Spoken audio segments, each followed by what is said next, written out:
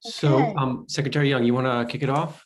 I would. I'd love to kick it off. Good morning. It is May 10th, 2021. This is a meeting of the Vermont Climate Council Steering Committee and the subcommittee co-chairs.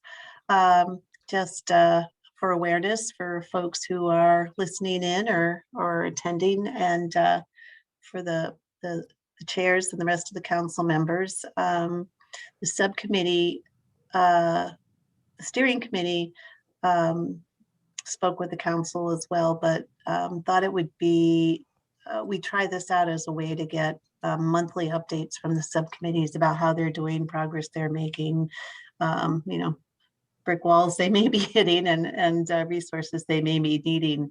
And so what I think we'd like to do is fill the first hour with those updates, giving each committee about 12 minutes to talk to us about how they're doing. And then this also would fulfill, we hope, a request that we received from some legislators about wanting to have periodic updates from subcommittees and how they're doing.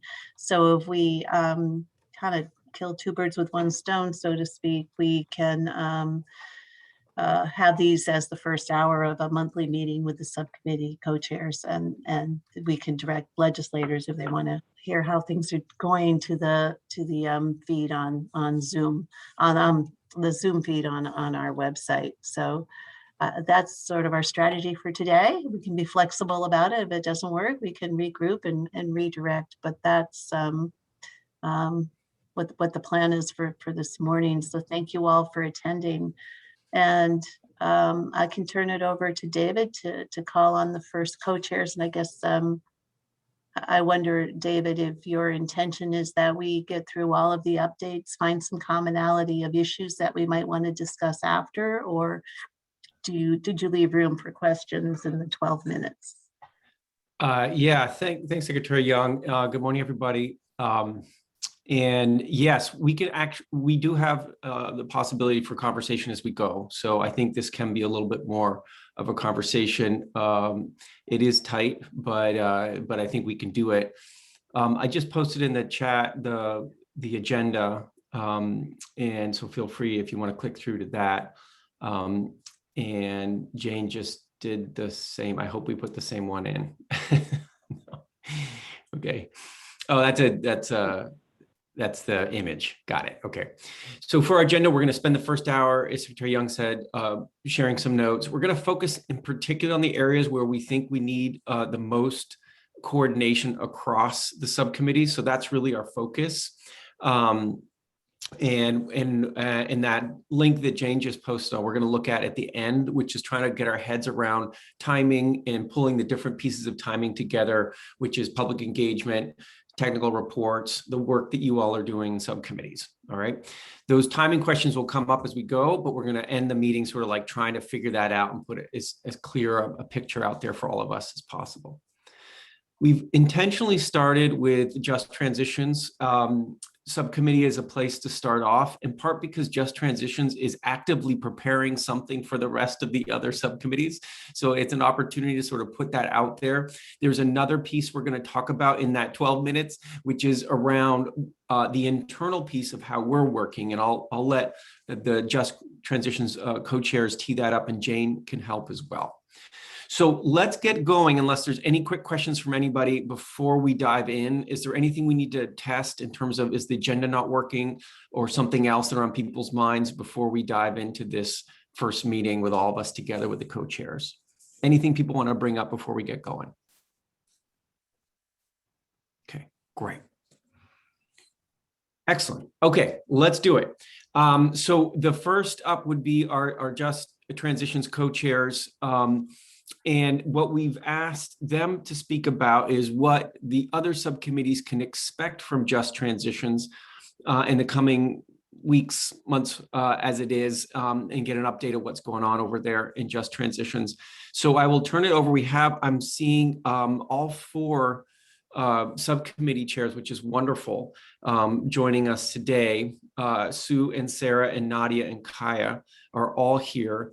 And so without any particular order, I'm not sure. Sue, did you want to kick it off and let folks know what's going on? I'll just be your friendly reminder of time as we get closer, all right? Sure. And I will just kick it off simply as the actual official council member, but defer to my co-chairs. And very briefly, because I want to leave time for some question and feedback, our two main charges are to help guide the public engagement process and to establish some principles, some guiding principles for what it means to have a just transition and what do we mean when we talk about that. And I think, as you know, the company, the consulting team, Climate Access and Rise Consulting have begun. At this point, our request of all of you is to meet with them. And then we will be, after that time, I think, in closer contact with them and as things proceed. That's all I'll say about that right now. The task that is taking up much more of our focus and attention and time and passion is developing what we're calling guiding principles. And this has been a deep dive for the very broad member of communities, list of communities that we're trying to hear from and think about. We are making, I think, real progress, and I believe that we will have a real draft for our subcommittee to review this Thursday, which I believe will be able to get out to you the following week.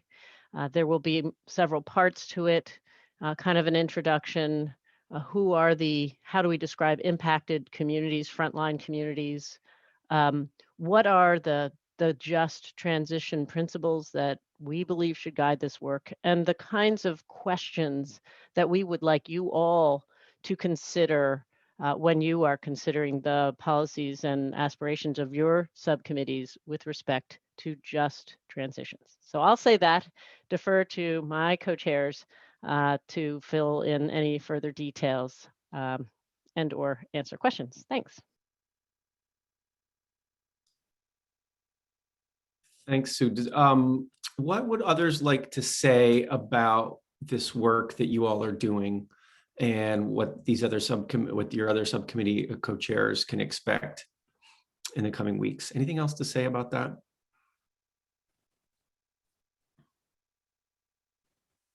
Don't be shy. Okay. David, sorry, it's Jared. Yeah. I have a quick clarifying question for Sue or one of the other co-chairs. In terms of the request to meet with Climate Access and Rise, can you talk a little bit more about the timeline and the goals for that meeting? What we should hope would be coming out of that? I can do my best because really that's what we received. We received an overview from them of their plan. Frankly, we haven't had real time to digest and have input into sort of that as a consequence, but I think it's really listening with really though offering suggestions or things that are missing. I believe they are soliciting from all of us, from every subcommittee member and committee council member, sort of groups that we believe they should be considering and reaching out to early on. So I think it's really listening and reflecting back, unless Jane or David have a different thought. I wanted to provide a few contextual updates with respect to just transitions work as well, and one of them was some more details around that next phase with the consultants. And you'll remember through the process that you've been updated with to date that just transitions is the hub for that work, but that it does not exclude the other subcommittees from having a deep engagement with those contractual workers. And this is that first step. So they're on the agenda for all the subcommittee meetings this week. An hour of the meetings will be dedicated to hearing from them broadly about the phases of engagement that they're thinking about with all of you, and then a chance to really do a deep dive into this first phase of engagement, which really consists of an audience analysis for the work, interviews, focused interviews for the work and who they should be speaking with, as well as the roundtables that they plan to convene. And then they'll also be able to communicate the timeline for which that they'll be able to then come back to you with that analysis for you to incorporate into your strategy, your thinking around your strategy development. So that all will happen in all the subcommittees this week, and we're really excited about that. And then really thinking about that touch point with Just Transitions as an ongoing, consistent place for that the consultants to be feeding work and getting thoughts from, but also consistently meeting with the other subcommittees at key points in the process. So, and while I have the floor, I'll just offer one other component of the Just Transitions work has been thinking about diversity, equity, inclusion training and thoughts around the process and organizational work that is the Climate Council and subcommittees. And we talked about that here at the steering committee as well at our last meeting. And I just want to say that I'm exploring a lot of different avenues, and I finally connected this morning with the Rowan Institute and had an hour-long wonderful conversation with their principal and have some suggested work to do with them next week. Her and I, before she would even propose what her recommended scope of engagement would be with the Climate Council and others. And so that's one avenue that was recommended by Rise Consulting, specifically Sarika, as a good organization to think about internal processes and awareness within the organization that is this work. And then also I've reached out to Susanna Davis a number of times and haven't heard back from her yet, just thinking about her understanding of the work to date and resources she could bring to bear or recommendations, as well as whole communities in Burlington, but haven't connected with either of them yet. But so we're thinking a lot about that opportunity as well for Climate Council and subcommittee trainings and just engagement broadly in the work.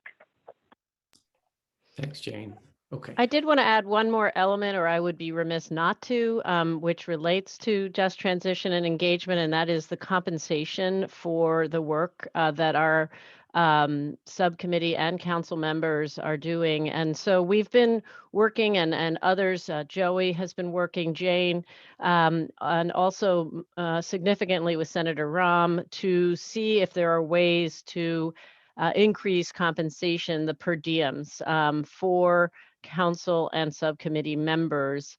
And it's not a simple conversation for the legislature, even though we believe we have budgeted funding for that would cover, at least based on what we see currently as a relatively limited number of people accessing the per diems.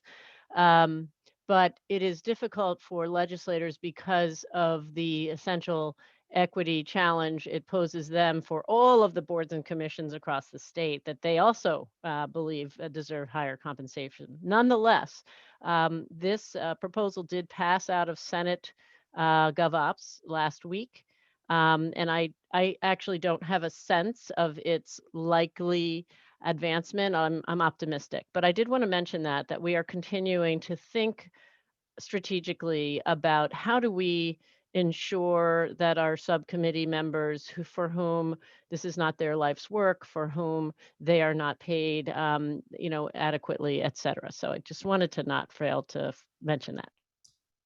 Great. Okay. I see a couple hands. I'll go first to Chris and then to Secretary Moore. David, to your first question about is there a thing other subcommittee chairs should know? I would suggest that once the folks see the draft, that they be real candid about, like, are there terms or concepts that need to be better defined in plain English, or background provided, or training, other things, because we've been talking about within Just Transitions, as it's in the subcommittee, but we really haven't been, and sometimes some of the concepts I know have been discussed with the larger council, but we've got so many subcommittee members now and council members. It's a pretty big population, so we're going to want to make sure that people understand what's actually in the draft, and so don't hesitate to say we need more background on this, we need more training on this, we got to understand this. Thanks, Chris. Yeah. Secretary Moore. Yeah, I just was wondering, Sue or any of the co-chairs, if you could speak a little bit to, I know one of the things Susanna had flagged for us early on was to make sure we aren't building new policy on top of that existing policy. And sort of the timing piece in terms of the guiding principles. And if you see that review of existing policy taking place within the Just Transitions Committee itself, or as part of your engagement with some of the other subcommittees.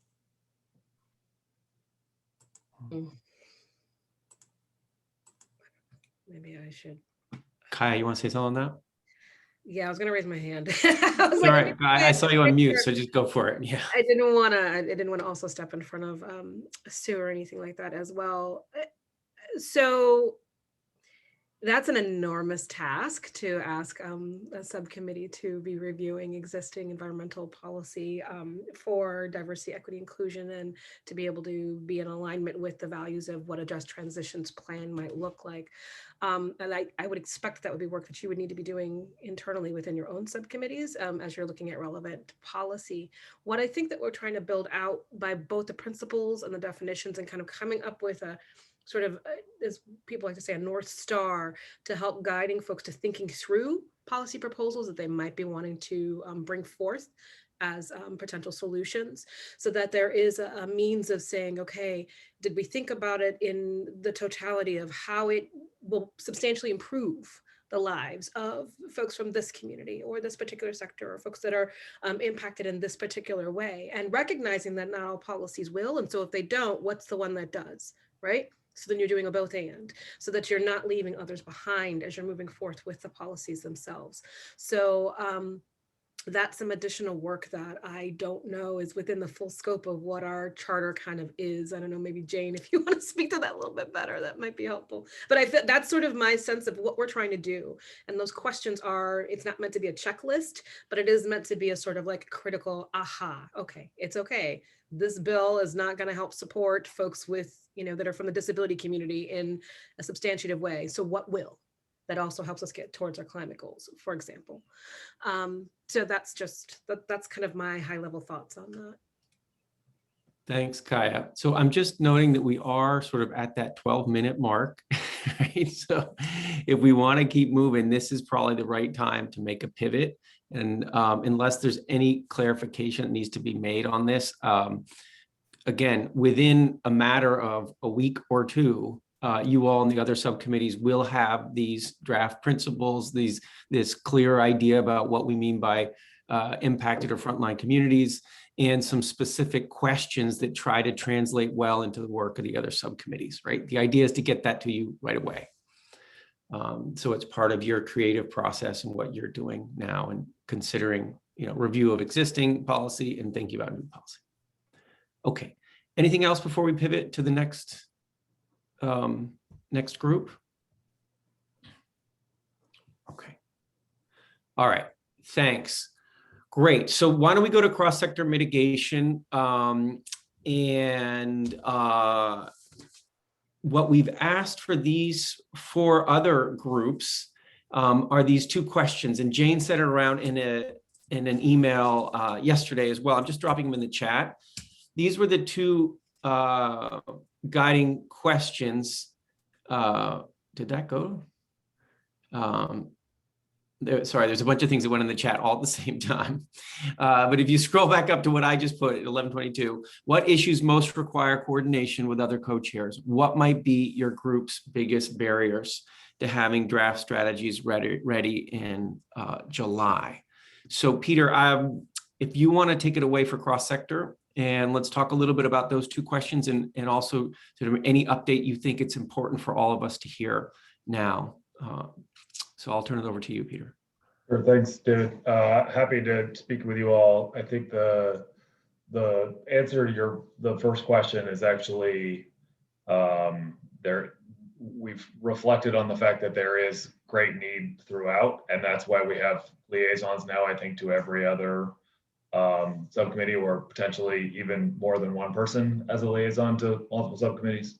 And so that's, our work crosses over in lots of different components, and it's really useful to have that input throughout. So that's been really helpful. I do think, there have been some smaller issues that have been resolved over time, and that we've worked, through, say, like who's going to do the ag emissions component, and I've been really pleased about the collaboration that we've had between us and the Ag and Ecosystem Subcommittee.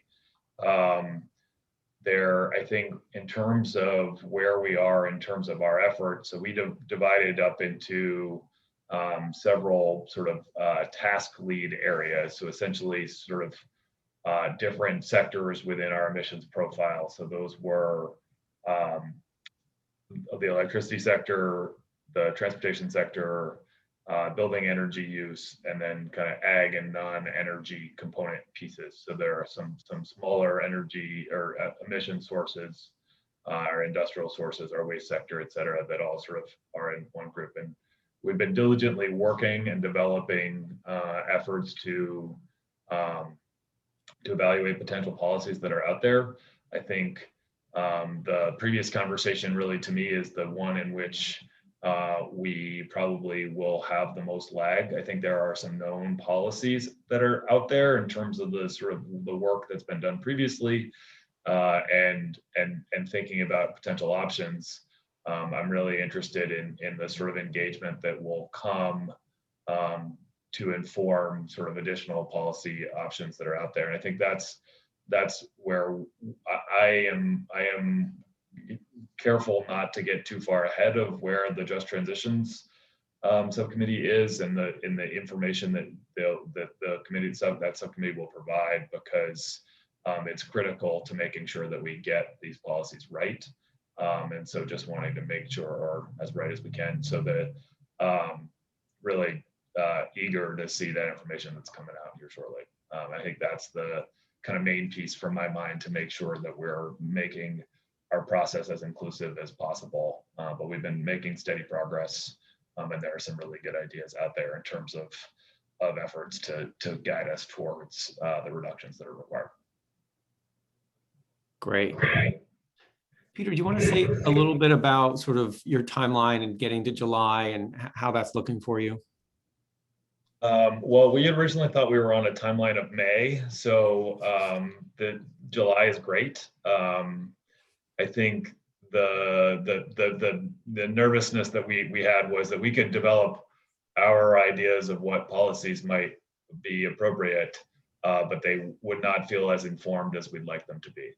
And so I think that the July timeframe gives lots of opportunity for that. Most of my subcommittee is currently here. So if anybody has anything they'd like to add to that, please feel free to. Thanks.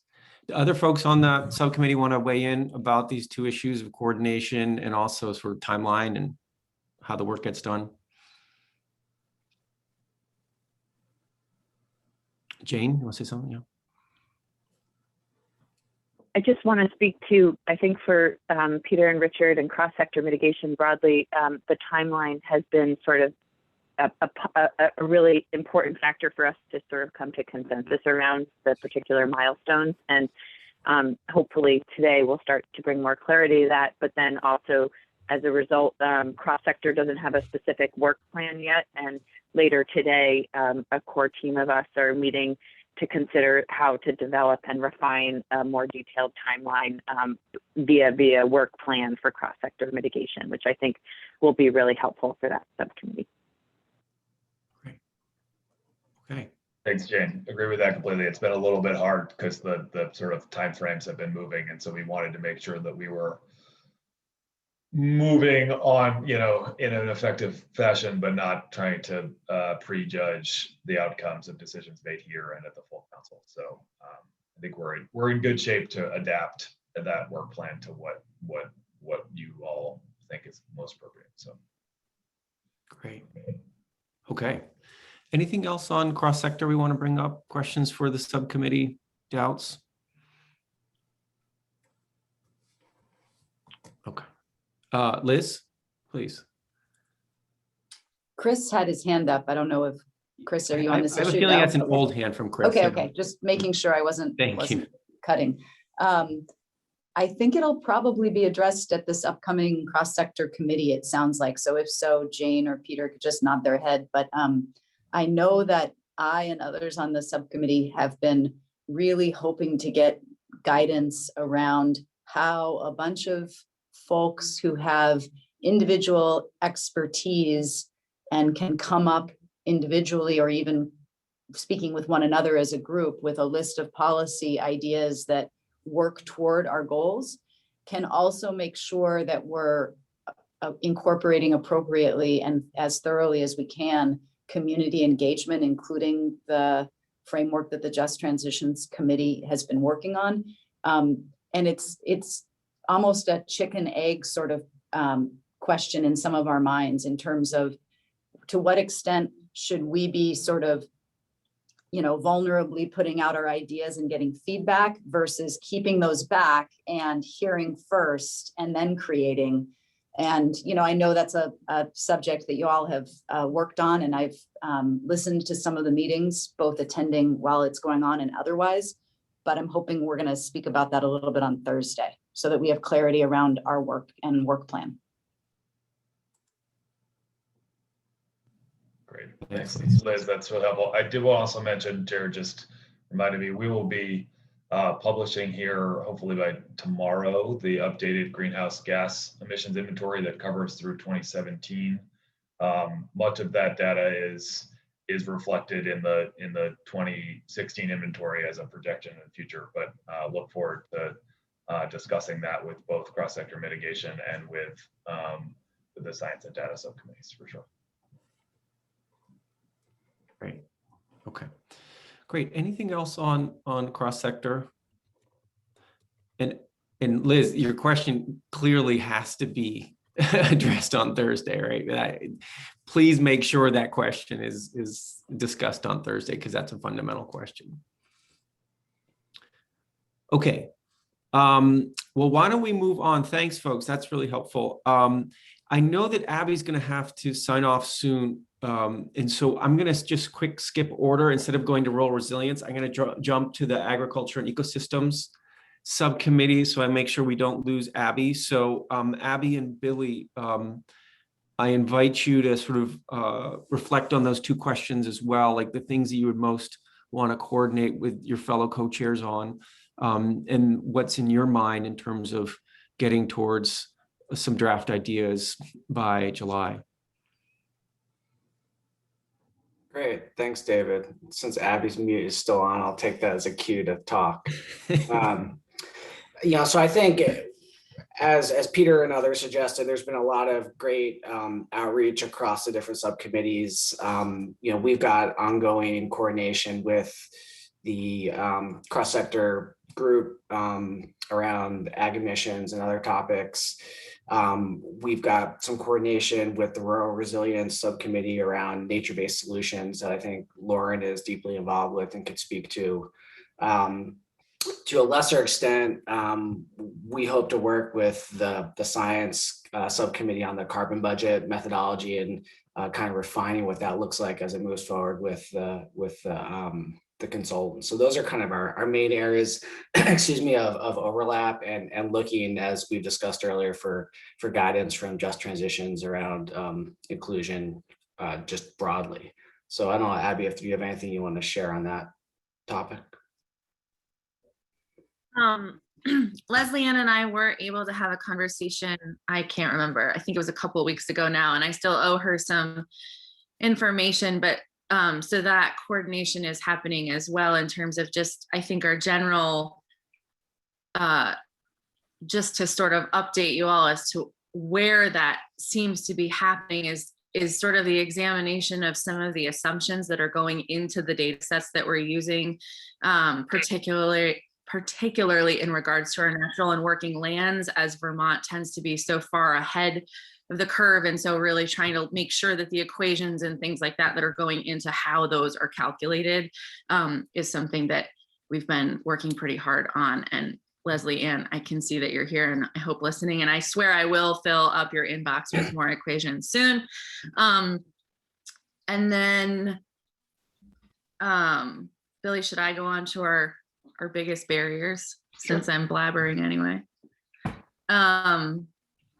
I think, yeah, so I think we're just, as I'm sure everybody else is, the the formulation of the narrowing of scope and sort of settling into the right level of detail, particularly for the resilience and adaptation strategies, which is where I think we see the bulk of a lot of our work. The mitigation measures are going to be, I think, relatively straightforward. And then there's more of a question in terms of resilience and adaptation as to where, how we're boiling those down, to what level of specificity are we developing those. And we have started talking with Judy Dow, particularly. I think the conversations around building up community engagement and stakeholder engagement are beginning in some of our task groups discussions, but obviously are definitely waiting to, have the guiding principles in hand and be looking at everything through that lens as well. There was something else I just thought of, but I totally forgot it. Billy, anything else on your end? No, I think, we're really kind of settling into the work now. So at the next one of these check-ins, I think we'll have a better sense of kind of what those obstacles might be. But at this point, I'm fairly optimistic that we'll be in good shape. Right. Okay. Wonderful. Folks who are either participating in that subcommittee or who aren't, who have some questions or want to add some things to what Abby and Billy are. Oh, go ahead, Abby. Yeah. I just realized we have had some initial coordination with rural resilience, but I think are foreseeing that some clarity around that will need to be developed out. And also that, particularly depending upon how we choose to define, and I think that this is a tie-in where just transitions and the guiding principles and community outreach and things like that all tie in together as to what community resilience looks like and how we're defining that, and therefore where those strategies are being developed and how that collaboration is happening is something that I think still does need quite a lot of work and is in the infancy stages, but is something that we've flagged as necessary. Sorry. Yeah. And I mean, this is an opportunity for folks. I mean, the rural resilience folks, we're going to ask you to go next, but if you want to even pick up on that right now, feel free. That's been a part of our most recent conversations, defining resilience. And because when you talk about resilience in a number of different contexts, it can bring a lot of different different factors to mind. And so, there's a definition that is broadly included, I think, in the Global Warming Solutions Act. But when we talk about what our recommendations are going to be for rural resilience, and you can work it out to the nth degree, depending on what topic area you're addressing. And so we need to work on that as a recommendation and perhaps bring it back to the council, or I don't know what the best avenue to do there is, but we can't, if we could, like I said, we could go really far down this road in terms of resilience, or we can, really measure where the climate action plan ends. And I think we're going to have to do that so that our recommendations are straightforward. Can we talk a little bit more about that? Because I'm interested if that's something, for instance, for Abby and Billy, you're having the same conversations about like resilience and the way you define it and how, how many derivatives you want to choose to take on. So there are the obvious sectors that we address in are outlined in the climate action plan framework. So like infrastructure and transportation, communications, electrical infrastructure. But when we talk about resilience as it relates to individuals and community networks, socioeconomic factors and how that plays into resilience and financial resilience, that's really where there are a lot of opinions about to what extent rural resilience and ag and ecosystems are to be making recommendations and policy recommendations on improving the resilience of all of those areas. And it's not clear how far we are needing to go. It's clear that there's a tie-in for all of those different areas as it relates to resilience. And but it just it's a scope question. And some of those are so tied to one another that it'll be hard to parse out a policy recommendation without having impact across each of the areas and maybe unintended. So we've just started talking about that. And I think we have to have a more targeted discussion around defining resilience and defining what our recommendations are going to cover, and coordinating the development of that definition with especially ag and ecosystems, because they have they're the other subcommittee that has a huge piece in resilience as well as defined in the GWSA. Yeah, thanks, Erica. So Abby and Billy, where are your heads on this right now when you hear Erica talk about this dilemma? Well, I think our working take has been, maybe it's just that we've approached it from a different lens. In other words, if people aren't resilient, none of the systems or the policy is resilient in and of itself. And so particularly in the ag world, I guess is, I formulate it very differently as a farmer, I think. So it's if the farmers aren't resilient and they can't do the work that needs to be done, whether that's economically, health, whatever the various factors are of human and individual resilience, then the work of the climate work that needs to be done isn't going to be able to be done. And so it's been difficult. I don't know how to separate those things. And so I don't think we've really tried, which might be part of why our multi-criteria analysis tool is as large as it is.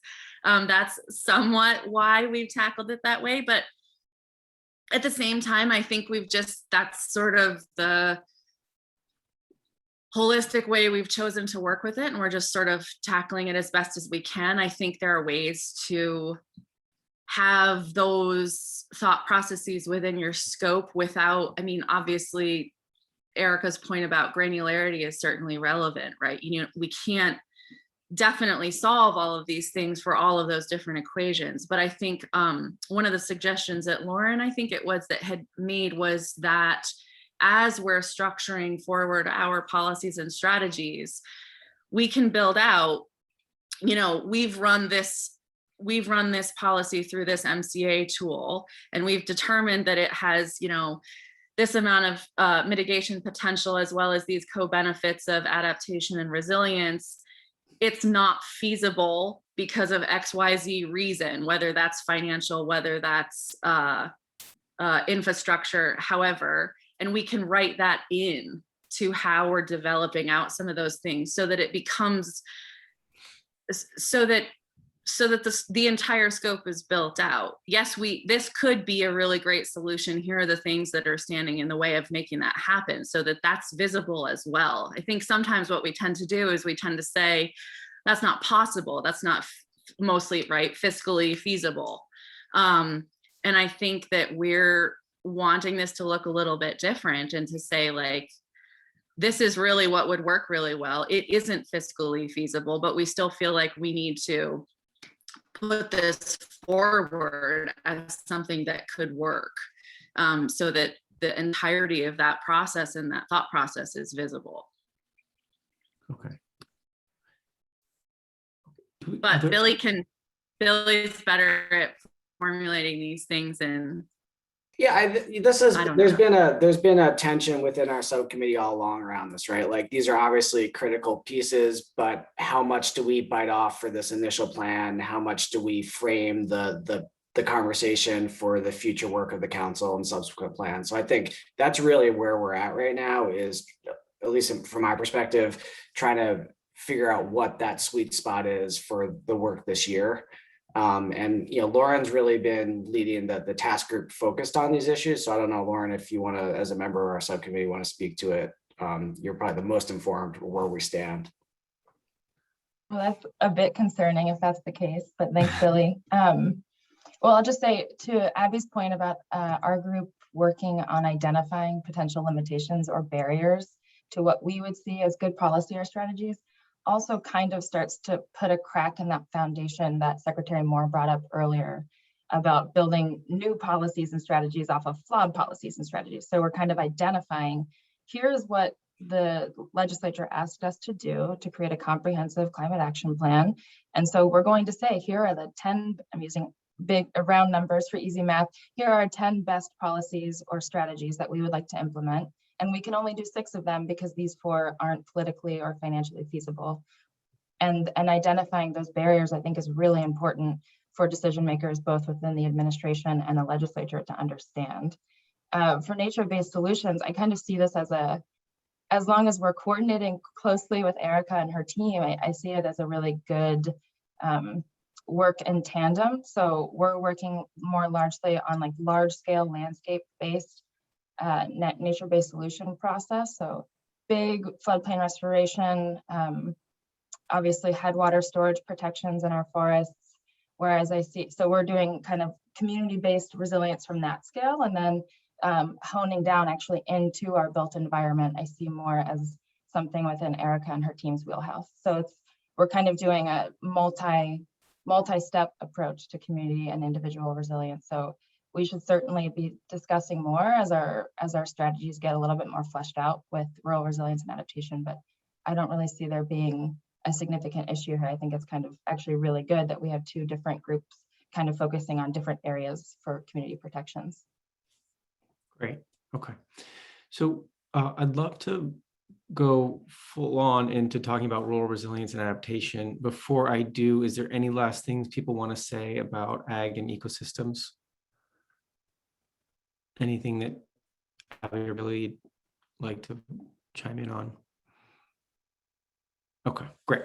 So Erica, do you want to keep going on sort of where you all are at coordination wise, also and how your timeline's looking and your ability to get to July? Yeah, so we had developed a work plan to kind of keep us all on track. And right now we're squarely in the inventory and research section of that work plan, where we are charged with developing an inventory of programs and mostly programs and policies that that have an impact on rural resilience. Luckily, there was an inventory that had already been started in the hazard mitigation world. So we're building on that, and the folks at Joe Segali from AOT and Stephanie Smith, our state hazard mitigation officer, are leading that group of folks to do that inventory. The other piece of that is identifying the threats and hazards that are posed or exacerbated by climate change at the municipal level. And so that's something where we identified last week that we need to have some additional coordination because we want to be sure that when we're talking about the threats and hazards of climate change, especially as it relates to the way that their impacts are exacerbated by climate change, we want to be sure that we're working with kind of one central list, because whereas flooding or fluvial erosion and inundation flooding may be their impacts may be exacerbated by climate change, which is kind of like a dumb moment, yes, of course, but maybe not necessarily cybersecurity threats. or maybe they are. Maybe there is an overlap there. So that we recognize that we want to make sure that when we're assessing the programs and also doing our assessment of risks and threats posed by climate change, that we are working with a kind of defined list. So we're working through that. We've also begun discussions about the Municipal Vulnerability Index, which we are also charged with developing. And I thought it was probably a good opportunity to bring up some conversation around the statewide vulnerability and risks to the threats and hazards that I just discussed, and the place for that in the climate action plan. And it's just, it becomes like the so what statement in the climate action plan. We know that there are all of these risks and impacts of climate change on Vermont. And so we probably may need to take a minute to define that in the plan. So we're looking at probably needing some consultant support to do some research and inventory on vulnerability assessment tools that are used around the country, and make a recommendation to our subcommittee on the best tool that could be used at the local city and town level in Vermont.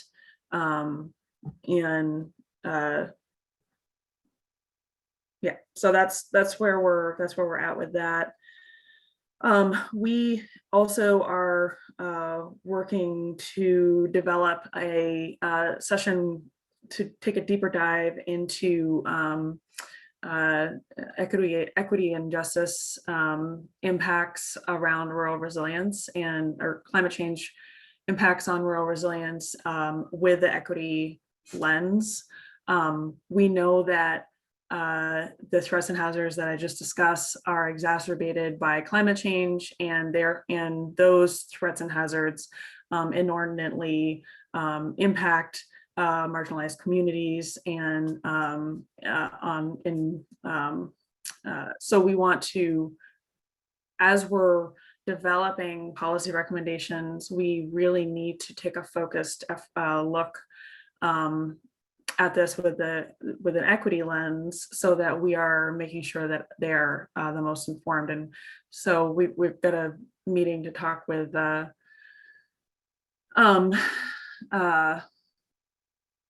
Pat Field about how to structure that, and we'll be doing some outreach to the Just Transitions folks to frame that discussion. Great. I see a bunch of hands, Erica. Should we go to those? Or are there other things you want to mention before we open up? Nope, that's the basic summary. Actually, so as it relates to timeline or barriers to being able to produce some recommendations by July, I don't see any significant barriers. I think what we need to be cognizant of is that some of our recommendations are going to be based on work that comes out of, say, the cross-sector mitigation group, especially as it relates to how municipalities can reduce their greenhouse gas emissions. And then obviously, we've already touched on the ongoing coordination needed with ag and ecosystems, and I anticipate that happening when we get closer to the actual drafting of recommendations. Okay, great. Okay, so hands, Chris, why don't you go first?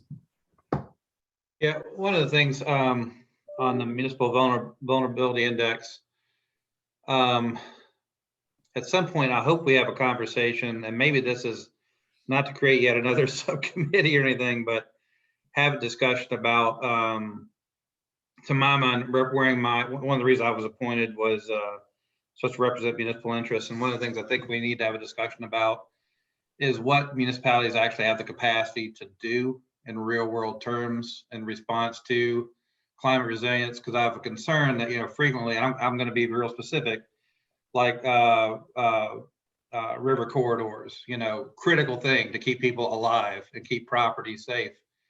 yet we punt it to the towns to say, if they have the will to do it, to say, okay, we'll establish a bylaw or not, to regulate river corridors. And I think adoption among municipalities has pretty much dried up to nothing. And there's just a number of things I think as a state that we assume towns can do, or maybe we punt to towns because as a state, we don't want to have to deal with it at a higher level. And I hope we have some real world conversations around what towns are good at and what they're not good at, because we really are getting to life safety and equity issues. And we need to think about, and we have such a diffuse planning and regulatory regime that I think we just need to have some real candid conversations about it. And maybe that's something we don't get done before the plan. Maybe it's some recommendations we make. Maybe it's one of those things that, you know, we have to really build upon on the other side of a draft plan or something. I don't know. But I hope we have some real conversations about that. Because one of the things that I do want to just kind of be on guard about is saying, okay, we'll just let the towns do it. Good luck with all that. And, you know, I work with them every day and know generally have a pretty good sense about what they're good at and what they're not particularly good at, what they have the capacity to do, what they generally don't have the capacity to do. So just wanted to put that out there. And I'm happy to be involved in those conversations or think through maybe how we do that. And I guess a big question too is when do we do that? But thanks for all your guys' good work on this. Erica, do you want to say anything about that? Yeah, I mean, as it relates to, I take Chris's comment as a broad comment that kind of spans across everybody, but as it relates to rural resilience, I think we've got really, really strong representatives of on behalf of towns and cities with Catherine Dimitrick and David Snedeker and Karen Horn, who are all members of the committee. Okay, great. Lauren, please go ahead. Well, Abby has a comment that's kind of playing off of Chris's. So before I potentially change the subject, Abby, did you want to jump in? I just quickly would offer that happy to connect my husband to whomever I should, but as is typical down here in the very south of the state, maybe things work differently down here in the Wild West. I don't know, but there is nothing happening here. You know, he has nothing behind him to enforce energy codes with his clients, for example. And so if they refuse to build a house to energy code, which he's currently building, I don't know, 6 new houses right now, I think, one of them is up to code. That he doesn't have any ability. If the clients say no, he doesn't have anything to do. And there isn't a building inspector and there isn't an energy inspector. And so what I would hate to have happen is for us to put all of these policies and everything in place and then have it get to the point where, hi, Chris, where we're like, oh, we've done all of these things, but ultimately they have no teeth. I think we see this in a lot of things. The composting law would be another place where I would put this forward, that the infrastructure isn't there to compost appropriately. So all of those types of things, the infrastructure behind the change we want to see happen and the results we want to see happen has to be built into this as well. And so I'm just saying he'll kill me for this, but I'm offering him up to anybody who wants to pick his brain about this. He's got 6 houses to build, Abby. I know. Well, that's why he's gonna kill me. And he's coaching 2 baseball teams. But anyway, it's fine. It's fine. I'll connect him to whomever I need to. But it's just, that's something I don't want us to lose sight of, is that, you know, we can put in place all sorts of really amazing and thoughtful policies, but if we don't have the capability on the ground to back up the people who have to, again, ensure that these changes happen, they're currently not happening. I guess is my point. Let's keep going on the hand. Lauren, go ahead, please. Yeah, I think my comment kind of expands on a lot of this too, and it's kind of like a large question that I don't know is going to be answered now, but just between cross subcommittee coordination, we talked a lot about ag and ecosystems and rural resilience, but the rural resilience and adaptation and cross-sector mitigation piece, I think, is so important for community and municipal resilience. I mean, as cross-sector mitigation is coming up with some pretty specific and big changes potentially to the way that we interact with our built infrastructure, a lot of that is going to fall, to Chris's point, towards and within the towns. And I just want to make sure that there's a strong connection there, because a lot of what's going to come out of cross-sector mitigation is going to fall for rural resilience towards like the very end, Erica, of your work planning. So you might get like a swath of good ideas coming out of that subcommittee, and figuring out how to make that actually work on the ground, to Chris's point, is going to be potentially hugely challenging. Yeah, we have Chad Farrell from our subcommittee, who is the liaison with cross sector and is attending their meetings. So I think we've got, but I take your point that, you know, there's probably going to be a nice crush at the end here where we're trying to deconflict all of these things. Yeah, great. Julie, Secretary Moore? Yeah, and very much building on this line of thinking, you know, and just reflecting back that we continue to refer to it as rural resilience and adaptation. And I think that there probably are some fairly significantly different needs depending on the resources of the communities. And to make sure that we're both thinking about sort of broad-based support or efforts that are needed, you know, in all of Vermont's communities, plus the particularized needs of rural communities. But I'm concerned that the rural piece is sort of up front there, and not all communities may be able to see themselves in it. And I know that's a little bit of a challenge just from the way the statute was put together, but just flagging, I think many of the concerns that have been identified here are probably most pronounced in our smaller communities that simply don't have the resources or the bandwidth to take on some of these tasks and responsibilities. Yep, that is an exact point that's been made several times in our subcommittee meetings as well. Right. And it's a resource and capacity piece that it also feeds into the equity discussion around people's access to be able to get out of harm's way, and where larger towns have more capability to support people who wish to increase their resilience by utilizing federal dollars, and smaller communities with less financial viability, or just downright organization. They just don't have the ability to support especially those folks that are most flood prone. We talk a lot about flooding, but we also have to remind ourselves that we have other hazards that we have to incorporate into our recommendations. But flooding is the most obvious with impacts. Yeah. Okay. All right. I'd love to pivot to our science and data subcommittee as our final group to talk today. And I think Leslie Ann, you're here to lead that conversation for us. So I'll turn it over to you. I see your co-chair with you as well. So Leslie Ann, do you want to kick it off? TJ's also on. I'm going to invite him to unmute so that he can actually pop in, because we do a lot of tag teaming together. So a couple of reflective thoughts in terms of science and data. Right now, we are still working towards getting our work plan in place. And a lot of our discussion to date has revolved around making sure that we have the right buckets that we're looking at. And then once we have the right buckets, what are the right questions? To sort of go back to some of the things that Abby was talking about.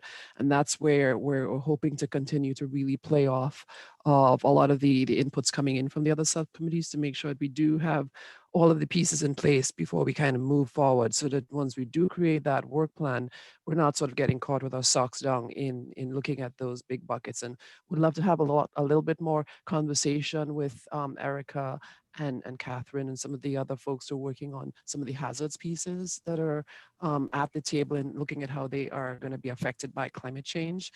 And I'm going to let TJ speak to some of the actual buckets for right now. And then I'm going to sort of close with some of the high level pieces and reflections on some of the things that we've heard in the last 40 minutes. So TJ. Yeah, sure. Thanks, Leslie Ann. And I guess I will just second that. We need to have some more conversations on kind of what do you need in order to make your recommendations from the other subcommittees. And maybe Leslie Ann, you're going to get to this, but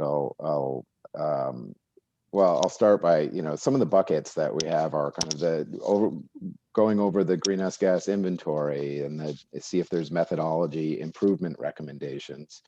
Things like climate modeling to understand what's actually going to happen or what we think is going to happen, health and human impact of climate change and our policies going forward, and kind of related to that, but separate, social cost of carbon, those types of pieces. And I think a lot of those, what seems to be we're heading towards is a lot of those areas that we're going to be working on are going to be relying on the technical consultant that is yet to be hired, but soon to be hired. The bids are in, and I know there's a review committee meeting right after this. I just I feel like I'm going to be the only one who's not striking an optimistic tone here, but because we are going to be needing the technical consultant to make recommendations to our committee, who will then make recommendations to the other committee on the basis of here's the data, here's the science that you need to make your recommendations. I guess I'm struggling in the timing of everything. And that there's that tension that Billy mentioned earlier. It could be that we're pushing towards no regret strategies, or or what we think are perceived to be no regret strategies, but we might not have kind of some of that foundational data or science recommendations from our committee until July, and then how are the other committees actually responding with their recommendations without kind of that foundational piece. And so Leslie Ann, this might have been kind of the direction you were going to go in, but I wanted to express that concern because I feel like we're all saying, yeah, we can go forward in July, and I'm not sure that our committee is going to be there, and maybe that's okay to go in parallel, but I'm not sure. Thanks, TJ. And some of those other pieces to piggyback on the things that you just raised, I think some of the other tensions in our committee too are, since we're the Science and Data Committee, making sure that the science is inclusive of all of the various changes in terms of climate change, not just the impacts, but it's sort of like, what are we projected to be moving towards? What are we planning for? And so I think there's a little bit of sort of like helping to frame some of that overarching science piece of what climate change is and looks like, and what are we sort of projecting for this state, and therefore what are we trying to make sure we're actually responding to. So there's that piece.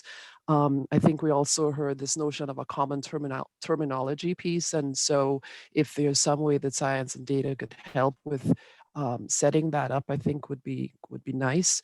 And then I think Liz framed it really, really nicely when she talked about that chicken and egg piece and sort of bringing the individual expertise of subcommittee members and council members to the work involved here. And I know I feel that as well as a climatologist. How do I bring my expertise as a climatologist with, training in climatology and hydrology and so on to help bring that to some of these pieces that we're looking at here. And so, we did a little bit of brainstorming to make sure that we had some of those big buckets. And I think it would be nice to see if we can bring that both in terms of the overarching pieces, but also in looking at these sub pieces and how they all kind of fit together. So I'm actually really excited that we're all here together today, having this discussion amongst all of us, because I think it's the first step in trying to move that forward. And I'm also really, really excited to hear about putting all of our peoples first, because if we don't have our peoples first and we're not asking those questions ahead of time, then we won't know what could work and what can't work. And bring that up. I was talking with some folks at the Fairbanks Museum last week and listening to some of the things bubbling up from the kingdom. I think it's important to actually have a lot of those discussions now, so that we know the capacity is now, so that as we get into July, we'll know where to be putting a lot of that time and effort. So I think those are I've got one last thing here. It goes back to capacity from a support perspective. And I've reached out to folks in Department of Health to help us sort of think about our human health dimensions, because that's not being captured anywhere else. And that's where that capacity piece comes in, because a lot of the folks who would be doing this are actually also doing COVID related pieces. And so how do you honor and respect, but also have at the table the expertise of health professionals who could help us to make sure that we're responding to all the air quality pieces, vector-borne diseases, waterborne diseases, but know that they're also responding to the challenge of working through COVID. And so we had talked about concentric circles a few maybe months ago now. How do we use that notion of concentric circles so that folks who only have like half an hour per week, but are the health professionals or the whatever professionals, how do we make sure that their expertise is not being left behind? So that, I believe, is it. Thanks, Leslie Ann. Thanks, TJ. Okay. So this may be a good opportunity for Jane to share that timeline graphic as a way to help build on this conversation and what TJ and Leslie Ann are putting on the table as well, which is, does this really all fit together? And so I wonder, unless there's a specific question right now that people have for Leslie Ann and TJ, if this is looking at that timeline might be a way to really address what's being put on the table here. So before we do that, any quick burning questions for TJ or Leslie Ann before we share that timeline and really lean into the conversation about timing and how the pieces fit together? Okay, I see it up on the screen now. Excellent. All right, Jane, do you want to walk us through this? Is that the smart way to do this? Sure, I'm happy to. And so thank you. And I'm sorry I jumped the gun. I hope I didn't cut the conversation with Leslie Ann and TJ short. So please feel free to respond to questions with them still. And then hopefully this will spark further dialogue and conversation. So there's been a lot of discussion at subcommittee levels as well as at the council and steering committee at this point about the delivery of the comprehensive climate action plan for December 1st and what is possible and what will hold us back a bit. And then the setting of milestones in order to allow us to reach the delivery of the December 1st date. So I can't tell you actually in no uncertain terms how challenging it was to try to illustrate in a concise but yet comprehensive way in a graphic what we are sort of working on cohesively throughout the next 6 to 8 months to get us to December 1st. And so thank you for all the input I got along the way to put this graphic up in front of for you all. And our hope is that as we sort of coalesce around this timeline and think about the milestones along the way, that this will also sort of tease up a conversation for that House and Senate representatives can use this graphic to inform a dialogue with the legislature around sort of the milestones and the challenges associated with sort of reaching the December 1st deliverable date as a result of all the moving pieces on this timeline. So what we did try to highlight here, and what I want to highlight thoughtfully, is that we are doing public engagement. We've been doing public engagement since the start of the Climate Council meeting in the fall, and with the inception of the Global Warming Solutions Act, even before the inception, as folks were advocating for it to be passed.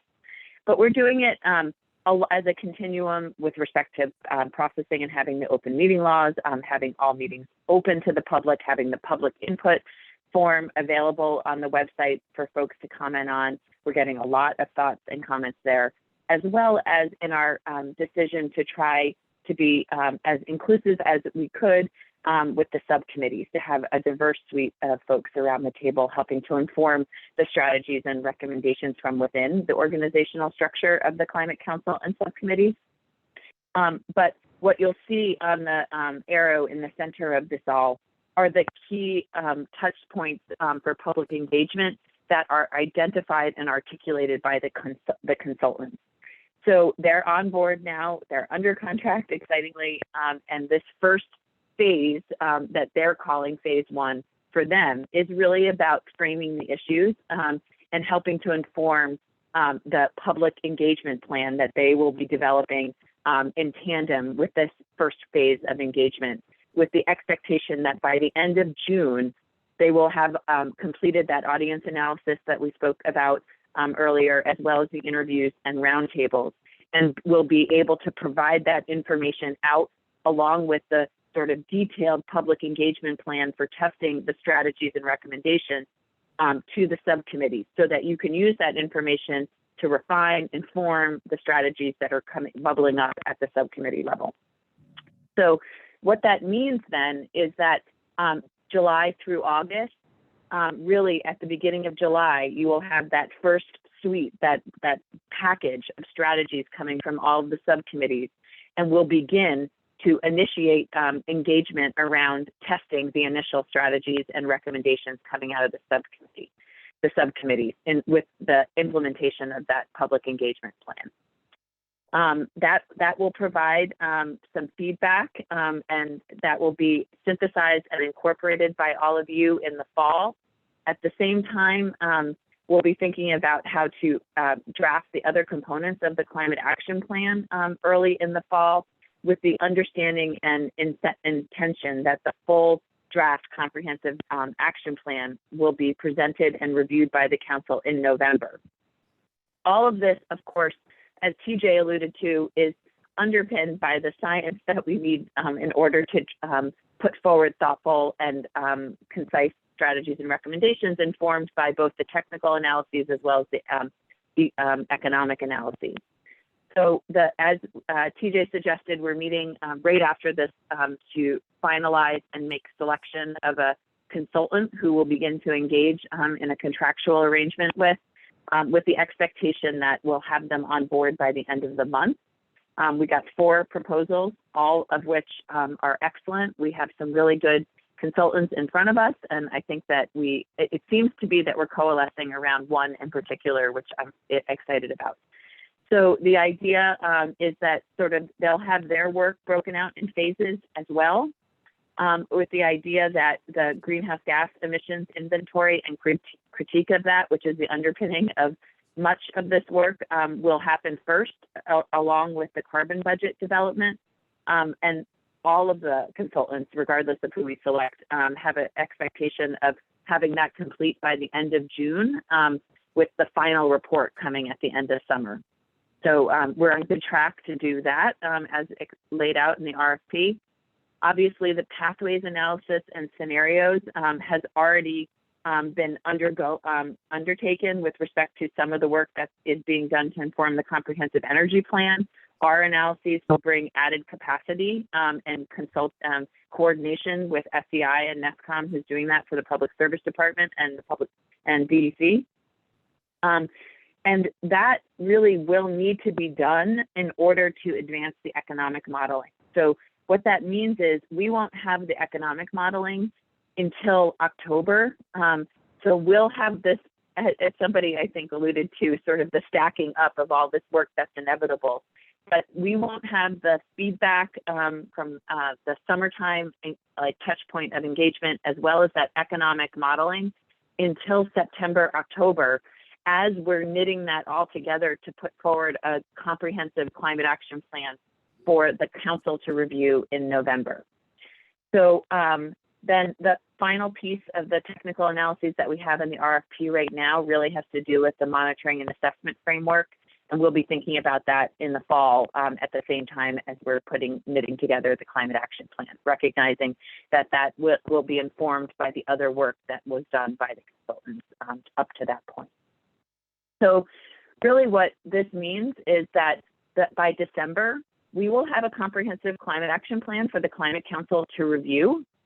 It will have had public engagement all along the spectrum up until that point, but we won't have gone out to the public to vet the final comprehensive action plan until after the council adopts it.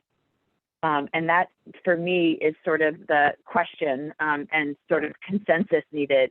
And we have reviewed and looked at the statute with Matt Chapman, A&R's general counsel.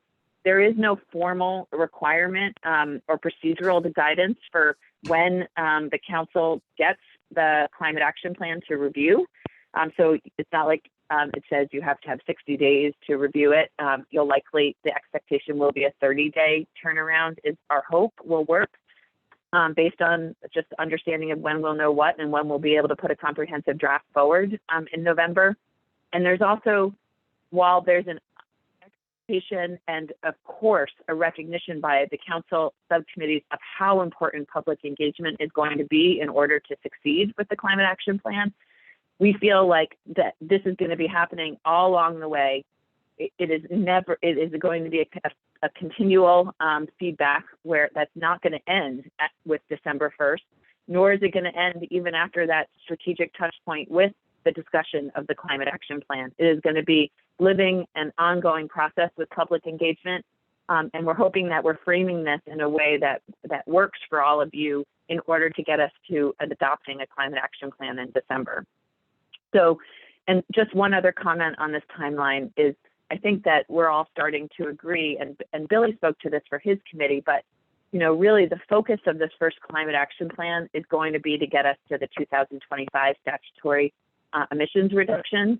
And that is going to allow us to think about the climate action plan as an iterative process that allows us to use continual knowledge and public engagement to update the cap to address the 2030 and 2050 requirements, as well as engage in the legislature and engage you all as subcommittees to get to further and further refinement with respect to our sequestration goals, as well as our resiliency work for the climate action plan. So I'll pause there. I'm sure I missed something, but I'll leave this up for a minute and allow everybody to ask any questions you have with this. Thanks, and Jane. think about next steps. Yeah, that's great. Okay. So what's confusing? What questions you have? Jared, go ahead, please. Thanks, David. And thanks, Jane. That was a really helpful overview. The first thing that comes to my mind is in this, earlier phase on the timeline around framing the issues and of discussion of initial strategies and recommendations. I'm wondering if building on the kind of draft outline of the climate action plan, building on some of the principles that we're expecting to receive from the Just Transitions Committee, whether it would be helpful for each of the subcommittees to have like a template for how we present and share the framing of those issues and the discussion of those initial strategies. One of the things that I really appreciated about one of the RFP responses that I've been reviewing in advance of our call later today is the importance of getting clarity on definitions about strategies versus actions versus policies versus programs.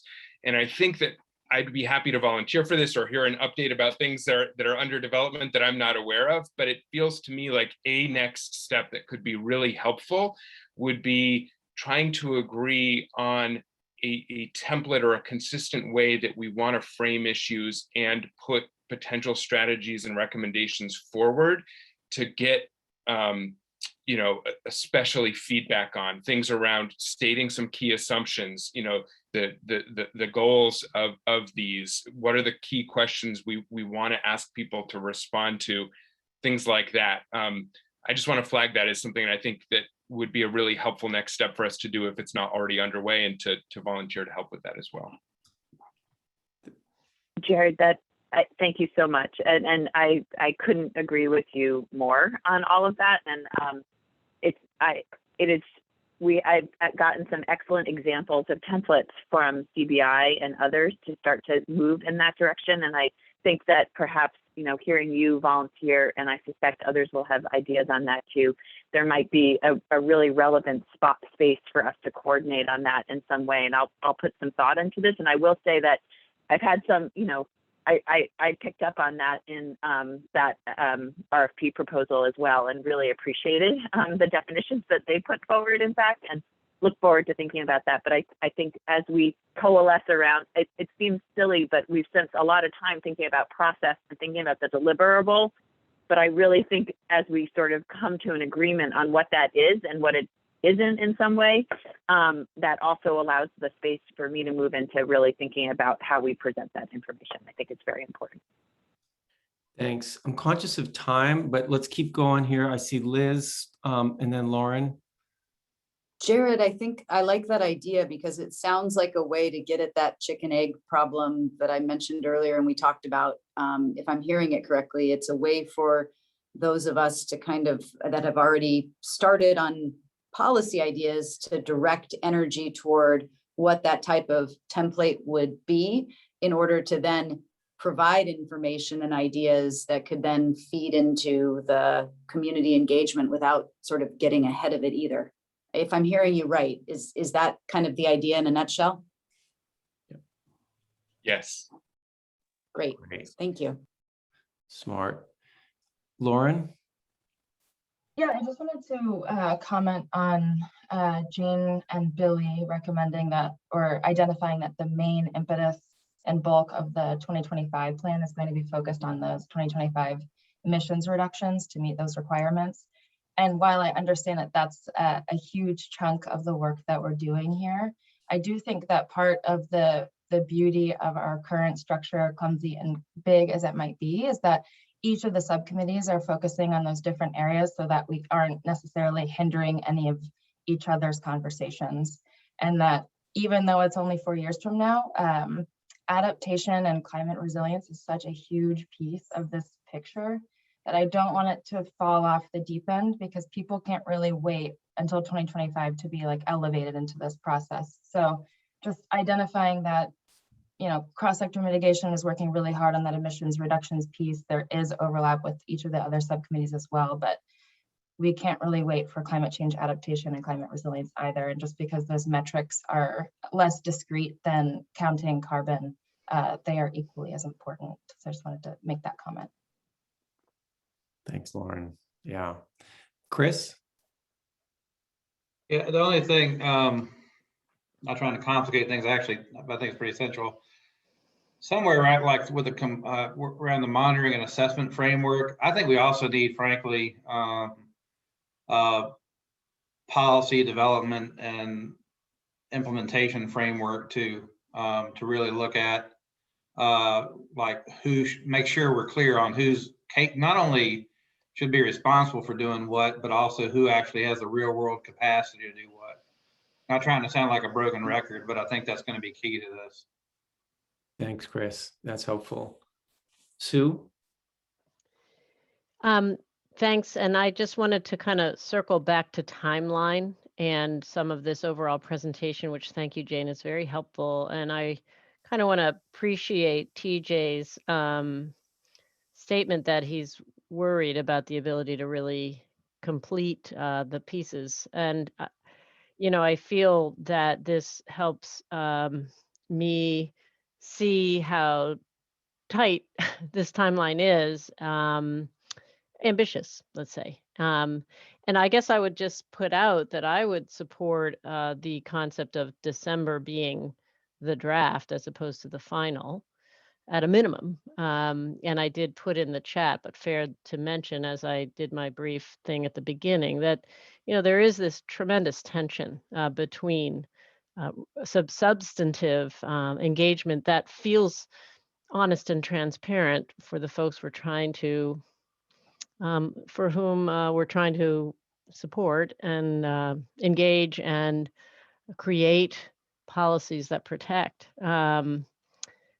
That this is a rush, and there's all kind of racial overtones, frankly, to that. But anyway, so I just want to say I support at a minimum moving the draft to December, and I wondered whether there's thought about that. Thanks, Sue. And I think it's important to say, you know, Jane or other Secretary Moore, like, do you want to say a little bit about what you want to call that December 1 product? Yeah, I'm happy to. Oh, it looks like my camera's off too. Sorry. Should we drop the graphic for just a sec so we see each other better? Yeah, that would be helpful. Yeah. I think that this is sort of the crux of it, right? Like the legislature, the legislation clearly anticipates some form of plan being done by December 1st. And then there's the tension with all of the work needed to produce this plan and address a lot of the issues and concerns that have been raised today. I'm not sure I have an answer, but just, you know, as Jane worked to lay that out, and I've looked at drafts of this and know that there's been a lot of wrestling that's gone on. That really is the core issue here, is having a bit of reality about when different things are going to be available to us, which I think is laid out on that plan pretty clearly. Some of those are just based on when we're going to have different contracts in place and deliverables received by, and then thinking, you know, collectively as a group about what's realistic to produce and what meets both our obligations, but also, frankly, maybe, or I should say our legislative obligations, but maybe also more broadly, to the point you've raised, Sue, some of our societal obligations to do this work well and to truly engage the public in it. And I look forward to continuing that conversation. I know we're just about out of time for today. And as I say, no answers, but just indicating that that's very much sort of the intention of this document is to serve as a basis for that dialogue going forward. Okay. All right. Indeed, we are out of time. And we wanted to make some time for public comment. There was a few pieces of sort of miscellaneous steering committee business, which I will turn to Jane, whether that can be actually pushed to our next meeting in 2 weeks, if there's anything urgent that has to be done now. Okay, so why don't we just take a quick space for public comment before we lose everybody to their next 12:30 commitment. So if members of the public are joining us today and would like to weigh in and offer some comment, that would be great. And Sue and Chris, if you can drop your hands, that would be really helpful. So members of the public who might be listening in, this is a chance if you'd like to make a comment, we'd welcome that. Please use the hand raise feature, or if you're struggling with the hand raise, unmute yourself and shout out.